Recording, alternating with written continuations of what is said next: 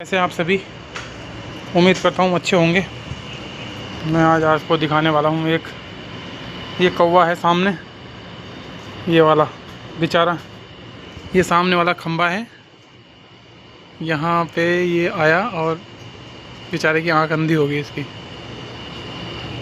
मतलब खून, आंखों से खून निकल गया। अब इसको कुछ दिखाई नहीं दे रहा है यहाँ पे, अब ये परेशान है, बेचारा परेशान है, समझ में नहीं आता क्या करे इसका।